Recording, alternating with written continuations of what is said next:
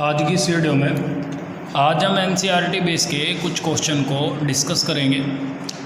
तो देखिए, इन क्वेश्चन को डिस्कस करने से पहले मैं आपको एक डेफिनेशन बताता हूँ, बहुत महत्वपूर्ण डेफिनेशन, जिसे कहते हैं हम घनत्व, और इंग्लिश में भी इसे कहते हैं डेंसिटी।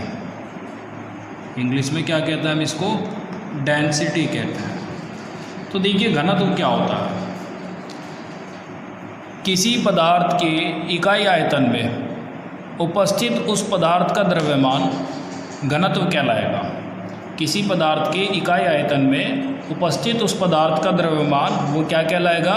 घनत्व कहलाएगा। मतलब ये कह सकते हैं लोग, एक छोटी सी लिख देता हूँ मैं यहाँ पर डेफिनेशन। किसी पदार्थ के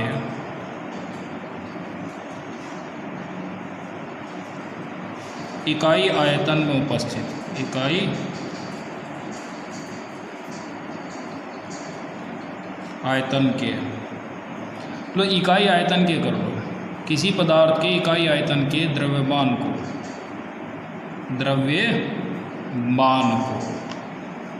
क्या कहते हैं हम? घनत्व कहते हैं। घनत्व कहते हैं। अब देखिए, मतलब ये जो घनत्व का फॉर्मूला आएगा, घनत्व बराबर हो जाएगा पदार्थ का द्रव्यमान, आयतन एक आयतन ना, इसने कहा किसी पदार्थ के इकाई आयतन को, और इसे पदार्थ के आयतन से डिवाइड कर देंगे, बटे में क्या हो जाएगा? पदार्थ का आयतन। तो यहाँ लिखेंगे पदार्थ का आयतन। तो ये फॉर्मूला बनकर आया घनत्व का। तो आपको इससे एक बात क्लियर हो रही होगी कि जो किसी भी पदार्थ का घनत्व होता है वो आयतन पर या द्रव्यमान पर निर्भर करता है। उस पदार्थ के आयतन या द्रव्यमान पर निर्भर करेगा। मतलब यदि किसी पदार्थ का आयतन बढ़ जाता है तो उस पदार्थ का घनत्व घट जाएगा, और अगर किसी पदार्थ का आयतन घट जाएगा यानी आयतन कम होता है तो उस पदार्थ का क्या हो जाएगा? घनत्व बढ़ जाएगा। और आयतन आप जानते हो, किसी भी वस्तु के द्वारा या किसी भी पदार्थ के द्वारा घेरा गया स्थान वो क्या कहलाएगा? उसका आयतन कहलाता है। ये क्लियर होगी बात। अब देखिए, मैं एक एग्जांपल लेता हूँ। जैसे यहाँ पर एनसीईआरटी बेस में ही हो गया, इसका एक एग्जांपल हो गया। अब हमें ये बताना है धुआं, ठीक है, धुआं हो गया, और चिमनी का धुआं, या फिर कह लो रुई, धुआं, रुई, जल यानी पानी, और एक लोहा। अब हमें इनमें क्या बताना है? इनमें बताना है कि किसका घनत्व सबसे अधिक होगा। इनमें किसका घनत्व सबसे अधिक होगा? तो मैं आपको बताना चाहूँगा कि जो गैसीय पदार्थ होते हैं उनका घनत्व गैसीय पदार्थों का जो घनत्व होता है ना, वो सबसे कम होता है।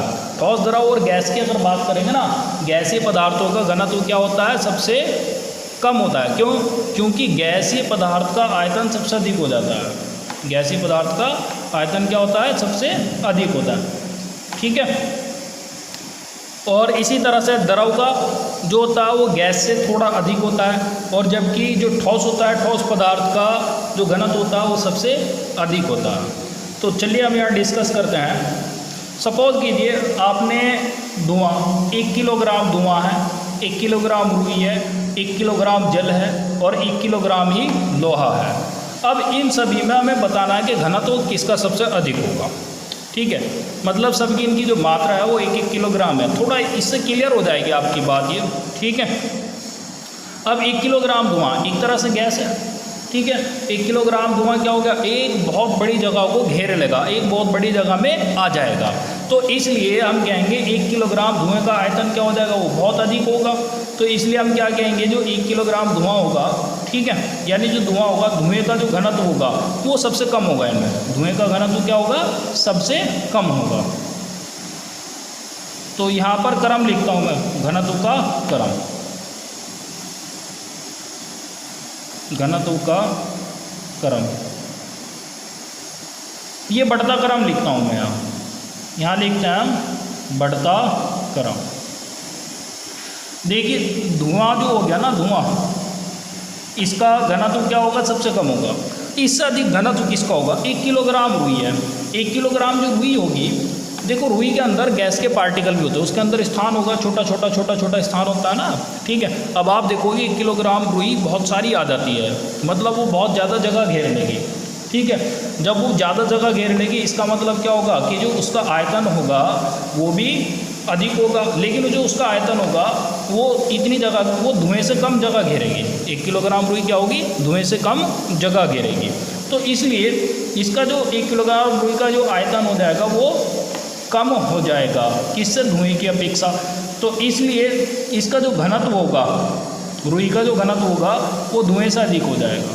तो यहाँ आगे लिखेंगे रुई। इसी तरह से एक जल हो गया, जल का जो घनत्व होगा 1 किलोग्राम जल लेंगे वो और कम स्थान घेरेगा, ठीक है।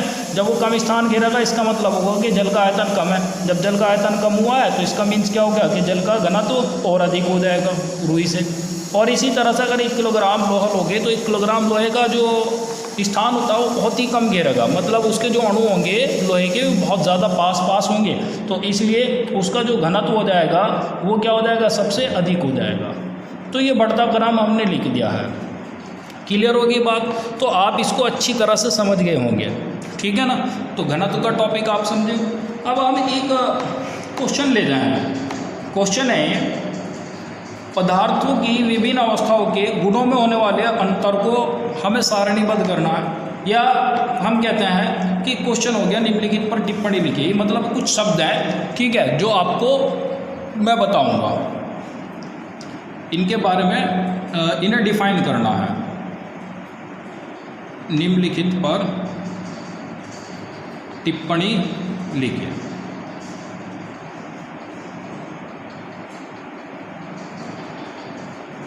टिप्पणी लिखिए।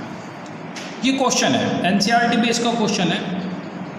अब ये देखिए कौन कौन से टॉपिक हो गए। इनमें एक तो हो गया आपका दृढ़ता, यानी हमें दृढ़ता बताना है, जिसे हम कहते हैं रिगिडिटी। इंग्लिश में क्या कहते हैं, रिगिडिटी कहते हैं हम इसे। दूसरा जो होगा संपीड्यता। संपीड्यता, संपीड्यता क्या होती है, इस शब्द को हमें बताना है, ठीक है। तीसरा हो गया तरलता।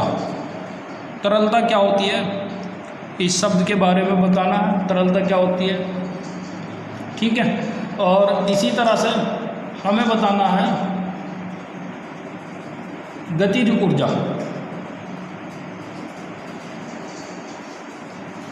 और बर्तन में गैस का भरना।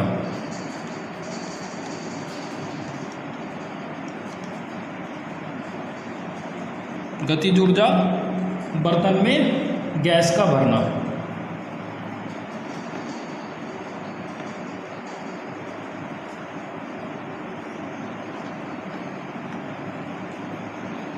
गैस का भरना, ये हमारे टॉपिक है। इन सभी को हमें डिस्कस करना है। सबसे पहला आ गया दृढ़ता।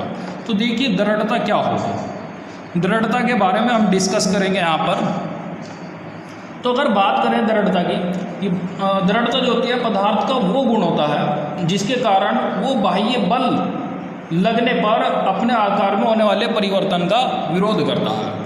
दृढ़ता जो होता है किसी भी पदार्थ का एक गुण हो गया, और ये गुण क्या होता है, ये गुण ऐसा होता है कि अगर उस पदार्थ पर कोई बाह्य बल लगाया जाता है तो अपने आकार में होने वाले परिवर्तन का विरोध करेगा, ठीक है ना।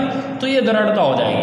अच्छा, अगर हम बात करें कि दृढ़ता ठोस, द्रव और गैस में सबसे अधिक दृढ़ता किसकी होगी, तो ठोस, द्रव और गैस में जो दृढ़ता होती है ना सबसे अधिक, वो ठोस की होगी। क्योंकि ठोस ही एक ऐसा पदार्थ है कि अगर हम इस पर बाह्य बल लगाएंगे तो ये सबसे अधिक विरोध करेगा अपने आकार में होने वाले परिवर्तन का। इसी तरह से इससे कम जो दृढ़ता हो जाएगी वो द्रव की होगी, और इससे कम जो दृढ़ता होगी वो गैस की होगी, ठीक है। क्योंकि इसके जो कण होंगे बिल्कुल ना के बराबर जो क्या करेंगे, विरोध करेंगे इसका। नेक्स्ट आता है संपीड्यता। नेक्स्ट क्या आता है, संपीड्यता। तो अब देखिए संपीड्यता क्या होगी, इसके बारे में हम डिस्कस करते हैं।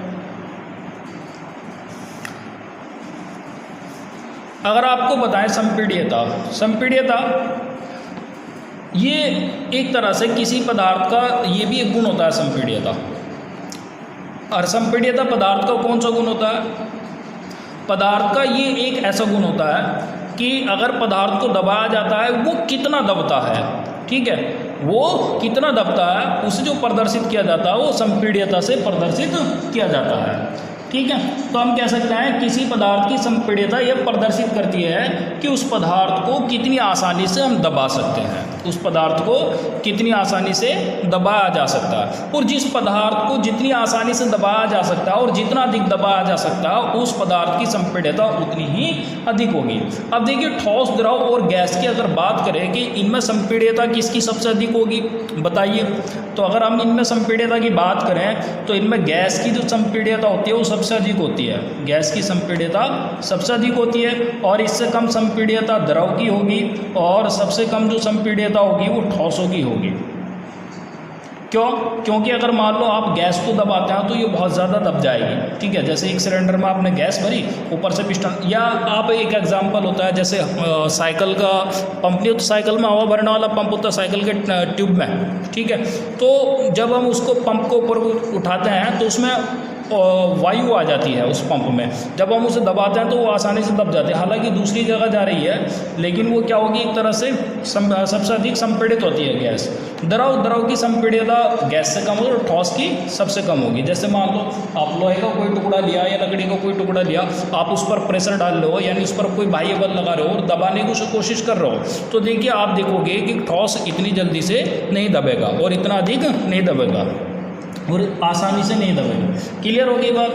अच्छा, अब एक नेक्स्ट आ गया तरलता। नेक्स्ट क्या आ गया? तरलता। देखिए तरलता क्या होती है। तरलता को हम कह सकते हैं तरल पदार्थों के बहने का गुण होता है। तरल पदार्थों के बहने का गुण क्या होता है? ये तरलता कहलाएगा। अब हम ये कहेंगे कि जो पतले द्रव होता है, जो पतले द्रव होंगे, ठीक है, उनकी तरलता क्या होगी? अधिक होगी। और जो गाढ़े द्रव होंगे उनकी तरलता क्या होती है? उनकी तरलता कम होती है। क्यों? क्योंकि वे गाढ़े द्रव इतनी तेज़ी से नहीं बहेंगे और जबकि पतले द्रव क्या होंगे? वो पूरी तेज़ी से बह सकते हैं, ठीक है ना। अब हम ये कहेंगे कि जो ठोसों में है, अगर बात करेंगे ठोसों में, क्या ठोसों में तरलता का गुण होगा? ठोसों में तरलता का गुण नहीं पाया जाता है क्योंकि ठोस बहते नहीं हैं, तो इसलिए हम क्या कहेंगे? ठोसों में तरलता का गुण नहीं पाया जाता है। जबकि क्या कहेंगे? द्रव में तरलता का गुण पाया जाता है और गैस में भी तरलता का गुण पाया जाता है, ठीक है। गैस में भी क्या होता है? तरलता का गुण पाया जाता है। अच्छा, नेक्स्ट आता है गतिज ऊर्जा। नेक्स्ट क्या आ गया? गतिज ऊर्जा आ गया।